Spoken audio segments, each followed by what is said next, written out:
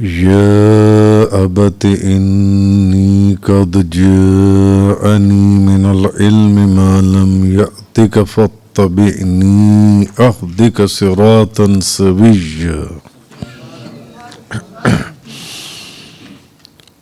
آج سورہ مریم کی آیت نمبر 43 سے بیان ہے۔ کل بات ہماری یہاں تک مکمل ہوئی تھی جب آپ نے اپنے والد سے فرمایا اِذْ قَالَ لِأَبِيهِ يَا أَبَتِ لِمَ تَعْبُدُ مَا لَا يَسْمَعُ وَلَا يُبْصِرُ وَلَا يُغْنِي عَنْكَ شَيْئًا۔ جب آپ نے اپنے باپ سے یہ بات کہی، اپنے والد سے، کہ اے میرے بابا، اے میرے ابا، تم کیوں اس کی عبادت کر رہی ہو جو نہ سنتا ہے، نہ دیکھتا ہے، اور نہ وہ تمہیں کوئی فائدہ پہنچا سکتا ہے؟ یعنی بتوں کی عبادت کرنے لگے ہوئے ہو، پتھروں کی، جو نہ دیکھنے کے قابل، نہ سننے کے قابل، نہ تمہیں کوئی مدد دے سکتی ہیں جو ان سے، کیوں اس کی عبادت کرتے ہو؟ تو اس ضمن میں، اس آیت کی تفسیر میں بتوں کی مذمت اور بتوں کی جو لوگ عبادت کرتے ہیں اس کا ذکر، اس کا بیان، اور اس بات کا بیان کہ نبی کریم صلی اللہ علیہ وسلم کہ یہ ابراہیم علیہ السلام نے جس کو کہا وہ آپ کا حقیقی باپ نہیں تھا، آپ کے حقیقی والد نہیں تھے، بلکہ وہ جو ہے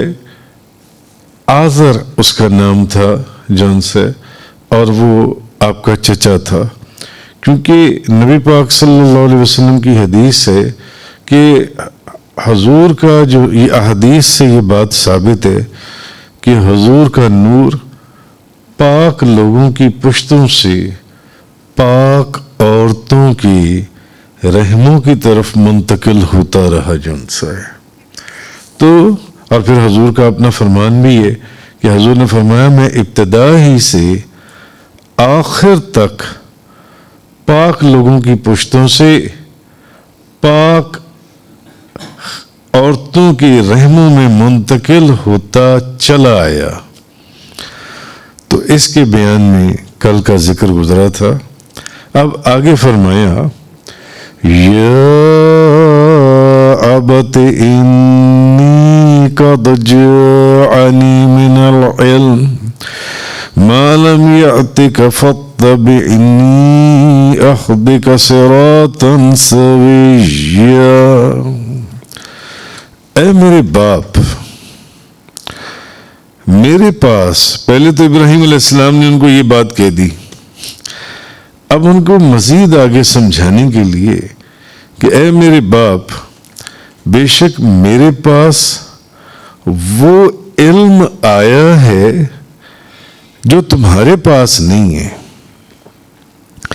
میرے پاس وہ علم آیا ہے جو تمہارے پاس نہیں ہے، تو تم میری پیروی کرو، میں تمہیں سیدھا راستہ دکھاؤں گا، میں تجھے سیدھی راہ دکھا دوں گا۔ تو اب انہوں نے کیا کہا؟ انہوں نے کہا اے میرے ابا، بے شک میرے پاس وہ علم آیا ہے جو آپ کے پاس نہیں ہے، تمہارے پاس نہیں ہے، تو تمہیں چاہیے کہ تم میری پیروی کرو۔ کیوں؟ کیونکہ تمہارے پاس علم نہیں ہے اور میرے پاس علم ہے، تو میں تمہیں سیدھا راستہ دکھاؤں گا۔ اب اصل میں یہاں پر ابراہیم علیہ السلام آپ جس علم کا ذکر فرما رہی ہیں کہ میرے پاس علم آیا ہے اور آپ کے پاس علم نہیں ہے، لہذا اے میرے والد تم میری پیروی کرو۔ اب اس علم کے متعلق تفسیروں میں ایک قول تو یہ ہے کہ اس علم سے مراد اللہ کی معرفت کا علم تھا کہ اے میرے والد، مجھے اللہ نے اپنی معرفت کا علم عطا فرمایا جو تمہارے پاس نہیں ہے، تم میری پیروی کرو، بے شک رشتے میں تم مجھ سے بڑے ہو مگر تمہارے پاس علم نہیں ہے۔ اب یہاں مفسرین کے مختلف قول ہیں۔ بعض تفسیروں میں یہ کہ اس علم سے مراد یہ ہے کہ مجھے اللہ کی معرفت کا علم ہے، اس کی پہچان جو مجھے دی گئی ہے وہ تمہیں نہیں دی گئی، اس لیے تمہیں میری پیروی کرنی چاہیے۔ جب تم میری پیروی کرو گے تو میں تمہیں سیدھا راستہ دکھا دوں گا۔ اور بعض تفسیروں میں یہ ہے کہ اس علم سے مراد حضرت ابراہیم علیہ السلام کی وہ وحی کا علم تھا جو نبیوں کے اوپر آتا ہے، کیونکہ وحی نبی کے اوپر ہی نازل ہوتی ہے۔ اس علم سے مراد وحی کا علم تھا، وہ وحی جو فرشتہ حضرت ابراہیم علیہ السلام کے پاس لے کر آتا تھا، جیسے جبریل علیہ السلام وحی لے کر آتے تھے نبی کریم صلی اللہ علیہ وسلم کی بارگاہ میں۔ اب بعض نے کہا کہ یہ جس علم کا آپ نے ذکر کیا، اس علم سے مراد یا تو علم معرفت ہے کہ ان کو جو اللہ کی معرفت کا علم حاصل تھا، اور بعض نے کہا کہ اس علم سے مراد وحی کا علم ہے جو فرشتہ نبی کے پاس لے کر آتا ہے، کیونکہ ابراہیم علیہ السلام نبی تھے۔ تو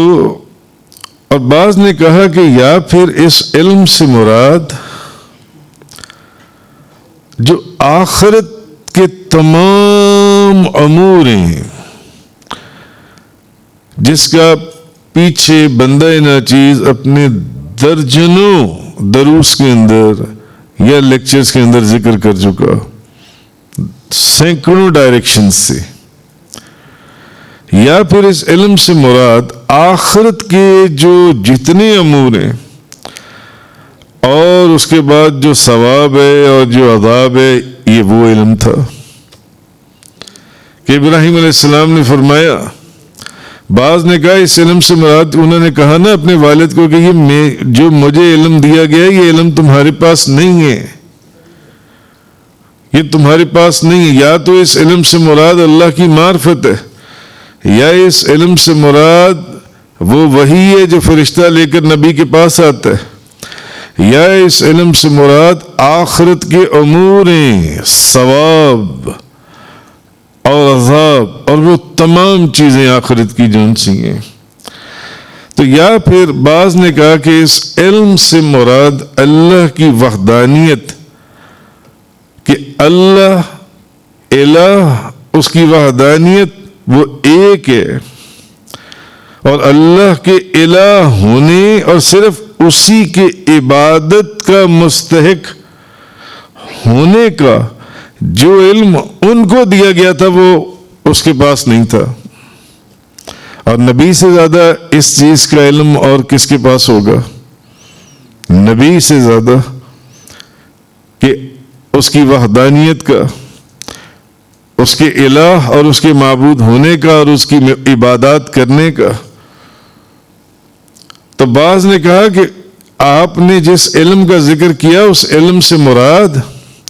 یا تو اللہ کی معرفت ہے، یا اس علم سے مراد وہ وحی ہے جو فرشتہ لے کر نبی کے پاس آتا ہے، جو اور یہ علم اور کسی کے پاس نہیں ہوتا، یہ نبی کے پاس ہوتا ہے، یا پھر اس علم سے مراد آخرت کے امور، ثواب اور عذاب کا علم ہے، یا پھر اس علم سے مراد اللہ کی وحدانیت، اس کے الہ اور اس کے معبود ہونے کی جو معرفت ہے جو ان کو حاصل تھی۔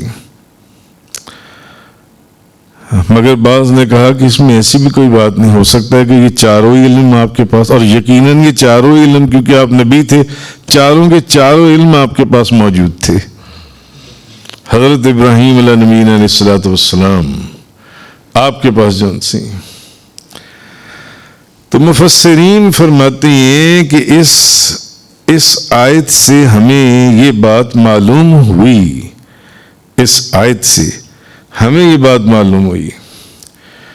کہ اگر کوئی شخص عمر میں بڑا ہو مگر اس کے پاس دین کا علم نہ ہو، عمر میں بڑا ہے، والد ہے، عمر میں بظاہر مرتبہ مقام میں بڑا ہے، والد جو ہے، چچا جو ہے، تایا جو ہے، ماموں جو ہے، تو اگر کوئی شخص عمر میں بڑا ہو لیکن اس کے پاس دین کا علم نہ ہو، دین کا علم نہ ہو،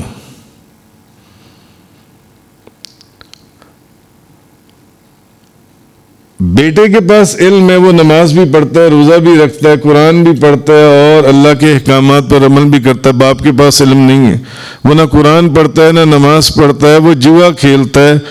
اور اپنا وقت ضائع کرتا ہے۔ تو اگر کوئی شخص عمر میں بڑا ہو لیکن اس کے پاس دین کا علم نہ ہو، جبکہ اس کی جو اولاد ہے یا اس کے جو قریبی کوئی رشتہ دار ہیں ان میں سے کوئی عمر میں اس سے چھوٹا بھی ہو، اس کا بھانجا ہو، اس کا بھتیجا ہو، اس کا بیٹا ہو، وہ بے شک عمر میں اس سے چھوٹا ہے، مرتبے اور مقام میں اس سے چھوٹا ہے، مگر اس کے پاس علم ہے، باپ کے پاس علم نہیں ہے، اس بچے کے پاس دین کا علم موجود ہے، تو پھر مفسرین نے لکھا ہے کہ اس بڑے کو، اس بزرگ کو جو بظاہر اس کو اس بچے سے دین کا علم سیکھنے میں کوئی شرم محسوس نہیں کرنی چاہیے۔ اس آیت سے ہمیں یہ بات پتہ چلی، کیوں؟ کیونکہ حضرت ابراہیم علیہ السلام آپ نے کیا فرمایا کہ آپ نے فرمایا اے میرے ابا، بے شک میرے پاس وہ علم آیا ہے جو تیرے پاس نہیں ہے، تو تم میری پیروی کرو، فاتبعنی اہدک صراطا سویا، تو تم میری پیروی کرو، میں تمہیں سیدھا راستہ دکھاؤں گا۔ تو اگر کسی بڑے کو علم نہیں ہے دین کا مگر اس کے بیٹے کو دین کا علم ہے، وہ جانتا ہے اللہ کے احکامات کو،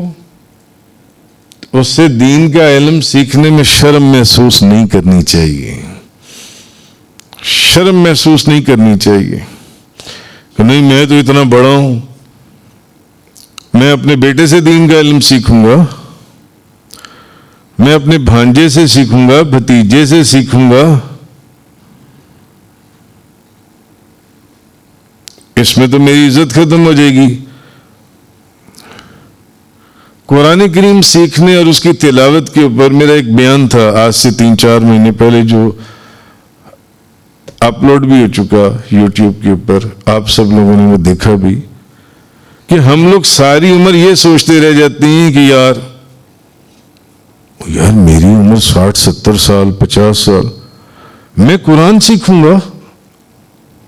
قاری صاحب کیا کہیں گے کہ دیکھو اس کو قرآن پڑھنا بھی نہیں آتا۔ میرے گھر میں جب لوگ مجھے دیکھیں گے، میرا بیٹا مجھے دیکھے گا، میرا بھائی مجھے دیکھے گا، یہ دیکھو اتنا بڑا ہو کر اس کو قرآن پڑھنا نہیں آتا، یہ دیکھو یہ اس عمر کے اندر قرآن سیکھ رہا ہے۔ صرف یہ سوچ کر ہم لوگ ساری زندگی گزار دیتے ہیں اور قرآن نہیں سیکھتے، قرآن نہیں پڑھتے کسی کے سامنے، تاکہ اگلا یہی سمجھتا رہے کہ مجھے قرآن پڑھنا آتا ہے۔ اس شرم اور اس حیا کے اندر کہ اگر میں نے قرآن سیکھنا شروع کر دیا تو یہ کہیں گے، تو میرا وہ ایک لیکچر صرف اس موضوع کے اوپر تھا، ان لوگوں کے فضائل. نبی پاک ایک تو بندہ حافظ قرآن ہے جو قرآن پڑھتا ہے. ہم بڑی حسرت سے دیکھتے ہیں، جیسے ابھی حافظ محمد صاحب قرآن پڑھ رہے تھے، ایک حافظ قرآن ہے جو قرآن پڑھتا ہے. یار کاش ہم بھی ایسے قرآن پڑھتے ہوتے. مگر حدیث میں کہ ایک ہم میں جب اٹک اٹک کر قرآن پڑھتے ہیں، ان حضور نے فرمایا اٹک اٹک کر پڑھنے والوں کا ثواب اس سے ڈبل ہے، اس سے زیادہ ہے. احادیث کے اندر آیا. مگر ہم ساری عمر نہیں میں اتنا بڑا ہوں، میری 60 سال کی عمر ہو گئی ہے، میں کسی سے قرآن سیکھوں گا یا اپنے بیٹے سے سیکھوں گا، بیٹے کو آتا ہے قرآن، یا بیٹا مجھے قرآن پڑھا دو، اس میں میری بے عزتی ہو جائے گی. آپ یہ آیت جو ہے یہ چیز بتاتی ہے کہ اگر کوئی شخص عمر میں بڑا ہو مگر اس کے پاس دین کا علم نہ ہو، مگر اس کے بیٹے کے پاس، کسی رشتہ دار بچے کے پاس دین کا علم ہو، تو اس سے وہ دین کا علم سیکھنے میں کبھی شرم محسوس نہیں کرنی چاہیے. وہ دین کا علم اس سے سیکھنا چاہیے، آگے بڑھنا چاہیے. اور اگر آپ کا بچہ، آپ کا بیٹا، آپ کا بھانجا اس زیادہ علم ہونے کی وجہ سے آپ کو کوئی اچھا مشورہ دے تو اس کے اوپر کوئی محاذ نہیں کھول دینا چاہیے، بلکہ اس کے مشورے کو قبول کرنا چاہیے.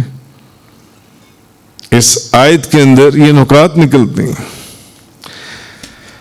تو یہ چیز آپ نے اپنے والد کو کہی کہ یا ابت انی قد جاءنی من العلم ما لم یأتک فاتبعنی اہدک صراطا سویا. اے میرے والد، بے شک میرے پاس وہ علم آیا جو تیرے پاس نہیں ہے، تو تم میری پیروی کرو، میں تمہیں سیدھا راستہ دکھاؤں گا. تفسیر قرآن کا یہ لیکچر انگلش میں سننے کے لیے براہ کرم ڈسکرپشن میں موجود لنک پر کلک کریں.